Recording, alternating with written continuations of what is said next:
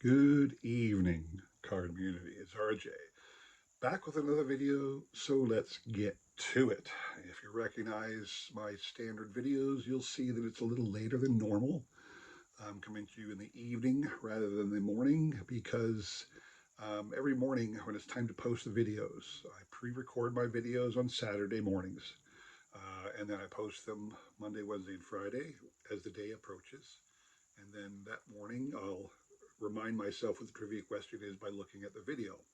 And this morning, as I was about to post the video and was looking at the video to find out what the trivia question was, I realized that the video I had filmed the exact same thing as the showcase that I displayed on Monday. That was because on Saturday I was coming in and out all day long and didn't do my videos back to back. I did them kind of here one and waited several hours, did the next one, waited several hours, did the next one. And I flat out forgot that the first video I did was showing off that Monty Irvin set that I showed off on Monday, and that's actually what I showcased for today's video. So I'm coming here to you live at the moment to say that's why I didn't post a video this morning, but I'm going to post it now, and then there'll be a break right after the trivia question. There's going to be a break, and then I'm going to come back and I will have updated this video today with some new content. So bear with me as we fix this little error in judgment. All right, hang on a second. Good morning, card community. It's RJ back with another video, so let's get to it. Today's random Mike Schmidt item of the day, a little bit of a backstory. In 2008, Upper Deck released a product called Baseball Heroes. It was modeled after the Find the Reggie baseball heroes that started in the high numbered series in 1990 and went on through 1993. You'll see here the little logo that they continue to use at all times for the Baseball Heroes sets. This is a base card of Mike Schmidt from the set. There are 200 cards in the set. Cards 100 through 150 were various players of past and present glory. And then the final 50 cards were cards where they paired up greats of the game, current and past. This is card number, flipping it out here, 138, Mike Schmidt card, and then number 195, put Mike Schmidt, Ernie Banks, and Frank Robinson on the same card. Now, these cards appeared in multiple variations, many different colored parallels with serial numbers or not, autographed versions, relic versions, and then autoed relic versions. So the whole gamut. And each of those had parallels too, serial numbered parallels of the relics and autos and auto relics. So it was quite an undertaking by Upper Deck to get all of these done. But it's a cool little set. Now, I've been collecting for quite a while, trying to get every variation of those. And I just recently picked up one I didn't have. The base card, not the base card, but meaning the normal card without a relic or an auto, but a parallel version, serial numbered. So this is the, I guess the light blue version, technically. It's actually 49 out of 49. It is the three-person card. And I do not yet have the three-person card that is, what do I want to say? I don't have the base card of just Mike Schmidt from that light blue variation. So there are so many, I figured I'd go through them real quick during my random Mike Schmidt stuff. So there was the black version, the charcoal. No, this is the black version, I guess, technically. It's not numbered, but you can see it had the a black kind of background to it, different than the standard version.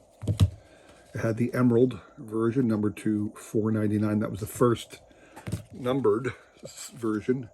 It had, this is the charcoal version, kind of a gray, numbered to 399. This is interesting. This one almost looks the same as the base set. It really does. Although this is called the beige version, and it is numbered out of 299. And I had both the base and the header, or I'm sorry, the base and the tri-player variation. the red version at number to 249, the blue version number to 199, the brown version number to 149. Now, once you get down there, it turns out I haven't been able to get a pairing of the last three. There is no one of one in this set, so I have a shot at completing an entire rainbow of this product. What I am still missing, this is what is known as the sea green, number to 99. I have the base Mike Schmidt product. I do not have tri-player card. This is the one I just picked up at a 49, the tri-player card. I do not yet have the Mike Schmidt light blue. And then there was the purple version at a 25. Again, I have the tri-player card. I do not have a Mike Schmidt copy. So, in essence, I need 3 more cards to complete that rainbow set. I need the tri-player card of the sea green, the Mike Schmidt base of the light blue, and the Mike Schmidt base of the purple. So that is what I still have in order to complete that. And that is my random Mike Schmidt item of the day. Today's random baseball item of the day. I have a card here I picked up. I shouldn't say I picked up. This has been in my collection for a long time, just a random card. Again, I do so like looking at old cards. You find things you didn't know existed, and you just find some old cool sets. So this is from 2002 Fleer. The Fleer Platinum card of Rafael Furcal. Great player for the Braves for several years. And I really like this design, the Fleer Premium. It's one of those high-end alternate sets that they cranked out all throughout the late 90s and mid-2000s that are still doing today. Topps and Panini and whatnot they're all cranking out multiple different sets. So, but I like this one. The player image is kind of like glossy, while the image in the back is kind of matte finished, and it gives it a bit of a 3D effect. I just like the black border. I think the design is really good on this card. Very simple back. I love my career stat kind of thing. So this is Fleer 2002, and Mr. Furcal's full pro batting stats are there in the back. I just think this is like a really cool set, Fleer Premium 2002. I don't think I'd ever bother to try and complete a full set. I would only buy something like this if somebody had a full set to offer. Normally they don't, but I don't count it out. But I just think it's a really cool design with the player image in the glossy and the matte finish in the background. And I like the black border. So my random baseball item of the day. Today's trivia question, sticking with the World Series theme. AstroTurf, artificial turf for sports fields, was a thing beginning in 1965. Company invented synthetic grass. And because Houston had such a terrible weather, it's so hot, a lot of mosquitoes in the stadium that the Houston Colt 45s played in when they first got started, they created an indoor stadium. Everybody knows the Astrodome.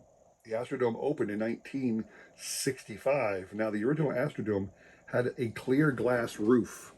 That was to let the sun in. They would water the grass.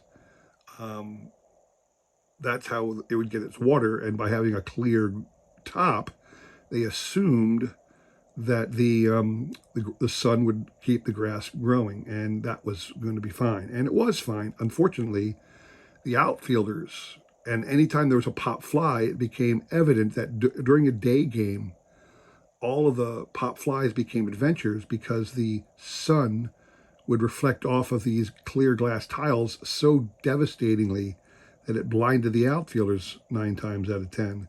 So the original games were quite an adventure on fly balls because no one could see them. And they quickly decided, okay, what are we going to do? Well, we'll just cover the glass tiles in an opaque covering so that the sun can't get in anymore, not thinking that it would immediately kill all the grass because the grass needed the sun to survive.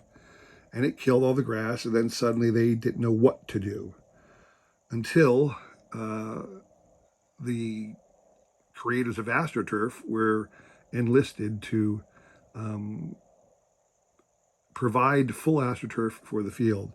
So starting in 1966, it took a while during the season to get the full surface covered in AstroTurf, but they did. And it became a regular for many different of your multi-purpose stadiums in the late 60s and all through the 70s that were created. But not every field had AstroTurf. So my question to you is, in World Series parlance, what was the first World Series? In what year did the first World Series occur in which all of the games were played on AstroTurf? What is the first time that ever happened? So shoot me an email with the correct answer, what you're playing for. 2 Hall of Fame cards from 1991 Classic Best. These are essentially pre-rookie cards of these 2 legendary players, Pedro Martinez and Ivan Rodriguez. This is from the Classic Best release in 1991. 2 awesome Hall of Fame pre-rookie cards. That's what you're playing for. If you want a chance at winning those, just send me an email with the correct answer. I will include my email in the description below along with a repeat of that question. You will have today and tomorrow to answer. We will pick a winner on Sunday, all right? Good luck to everybody on that. So this is the part of the video where I'd say, and today's showcase. Well, today's showcase, I apologize. Like I said, when I looked at the video this morning, I inadvertently realized I had filmed the same thing both days. So I had to break away and come in today and edit and fill out the missing pieces of the puzzle, so to speak. Sorry, I'm knocking things already. So today, what I want to show off is something I recently picked up on the Bay as a set collector. I like to acquire sets of product, cards, other baseball related things released by manufacturers that might span several years, but eventually bookends the release of a certain product. So, for example, I have every one of the Drake's Cakes baseball card releases from 1981 through 1988. Drake's Cakes issued either a 33 or a 44 card set of big league stars. Sometimes they were inserted into the snack cake packaging. Sometimes they were printed on the packaging, and you would cut it out. So those 8 sets, I own all of them. I'm very happy that I had gotten all of them and completed that run. I have all of them. Similarly, I just decided to complete another uh, product release like that. So let me show you a little something to warm you up to it. So this here is from 1986. It is from Donruss. It is the Hank Aaron puzzle card. Every year that Donruss released puzzles, they would include a card in the base set. So you can see this is card number 602 of the base set. They would release a card in the base set that showed what the puzzle was. And you would be getting, obviously, one puzzle piece randomly inserted into your packs. That's the Hank Aaron one from 1986. Just for fun, here's the Warren Spahn release that came out in 1989 with 1989 product. Same thing, it was part of the base set. It was a model of the puzzle that came out. And the reason I'm showing you that is because just recently I got into a mood to go out and buy all the puzzles I didn't have. Now, what do I mean by that? So, I actually have a lot of puzzles in various places. So, when I try to put together a set of Donruss or all the Donruss sets from all the years, I try to put a complete puzzle in with the box of cards. So I have the whole set plus the puzzle, typically on a shelf behind me, boxed up. But I also have the uncompleted puzzle packages in a little team bag that I've kept over the years, and I also am trying to put together completed versions of the puzzle. So, for example, here is from 1983, the Ty Cobb puzzle. And what I had done is I had a couple of these, so I kept one unused. The other one I took and I pasted it to a piece of thick cardboard stock so I could show it off. And in a binder of 8 by 10 pages, I have as many puzzles as I have completed.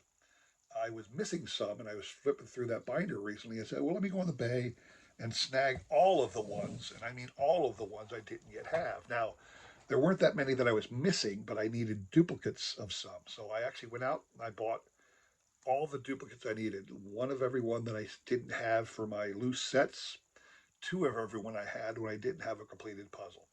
So 1981 was the first year Donruss came out. Now, Donruss did not issue puzzle pieces in 1981. If you recall, in 1981, Topps lost its monopoly in 1980, and then the following year, Fleer and Donruss hit the market. Fleer used stickers. Now, Fleer had been producing stickers for several years by now. They had, in 1980, they issued a set of team stickers. In 1980, all by itself, just a package of stickers. That's what they sold. Stickers separately from the main thing. In 1981, they issued another release of stickers, but they put it in their packs. Um, Donruss, because Fleer took stickers, um, Donruss didn't have anything. Now, Topps's lawsuit allowed them to didn't give them exclusive rights to cards, but it gave them the exclusive right to put gum with their cards. So Fleer chose stickers. Donruss didn't know what to choose. In 1981, they put gum in the cards. They just said, to heck with it, we're going to put gum in there. Topps made a big stink. And the next year, Donruss came up with a bright idea. Well, it's up to you if it was a bright idea or not, to put puzzle pieces in the cards. And in 1982, the first puzzle they issued was a puzzle of Babe Ruth. Now, this one's not completed. You can see that big smile of his. I bought two of these. One, obviously, to keep in the team bag, but also I got a second one to put together so that I will have a little 8 by 10 copy of that puzzle. 1983, the primary puzzle was the Ty Cobb puzzle. Here he is in the team bag. They also produced a second puzzle in 1983. In 1983, they came out with another product called the Donruss Hall of Fame Heroes. If you know that set, I know that Mike Moynihan, baseball collector, showed off his autographed versions of that card set not too long ago. It's a set I've had for quite a while. I'm a fan because it's a complete set. I think it's one of Dick Perez's worst painting offerings. They were not very good. They look like they were hastily put together. They're not good pictures. Some of them are okay.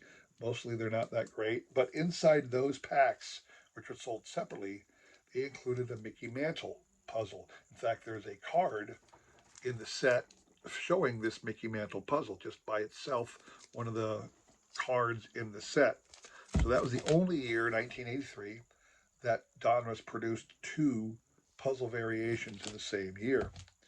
1984, they did a Duke Snider puzzle. That's what it looked like here. I didn't have the Duke Snider. I had to buy two copies so that I have one that I can keep in my, I actually keep these all together, loose, never put together, never to be put together again, just so I have them all. And then I will take the other one and put it together and make a full puzzle of it. 1985, they went with Lou Gehrig. Same thing with Lou. I have two of these now. I have two versions of the Lou Gehrig puzzle, one to keep separately, one to add to my, one to keep separately, one to put together and show off. 1986, like I said with the puzzle card, 1986 was the Hank Aaron, and that's not Hank Aaron, that one. Where's the Hank Aaron one? This is what the Hank Aaron one looks like. I don't know where the other one went to. I know I had to get an extra Hank Aaron card, or puzzle. There he is. It doesn't even have his picture on the back, but it does say Hank Aaron.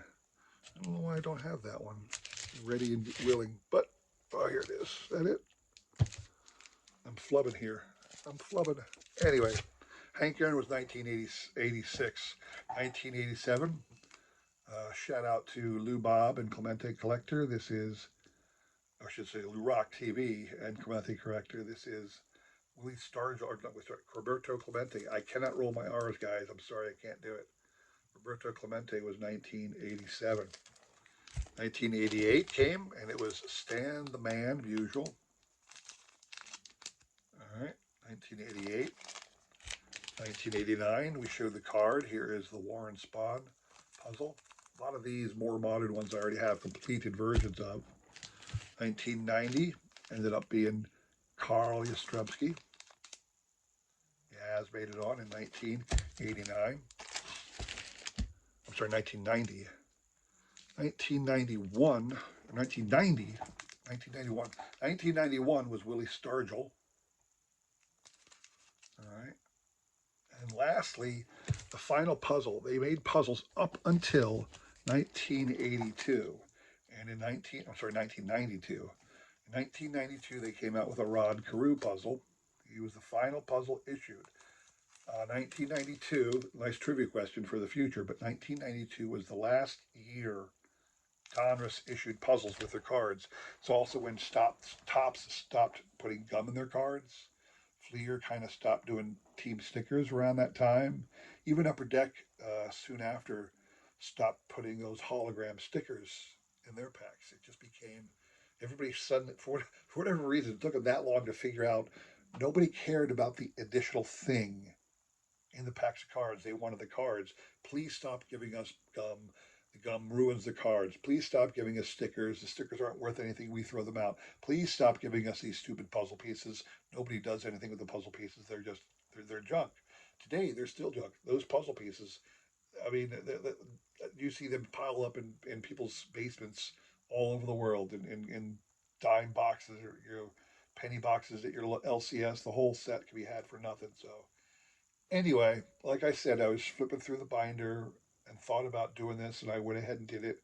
I bought a whole bunch of puzzles simply to have every puzzle issued loose and put together in a binder. So that's all I have for you today, people. Sorry for the disjointed way this was put together, but again, I screwed up and filmed the Monty Irvin front row set twice, so I had to catch myself. It's a late video, but you'll still have.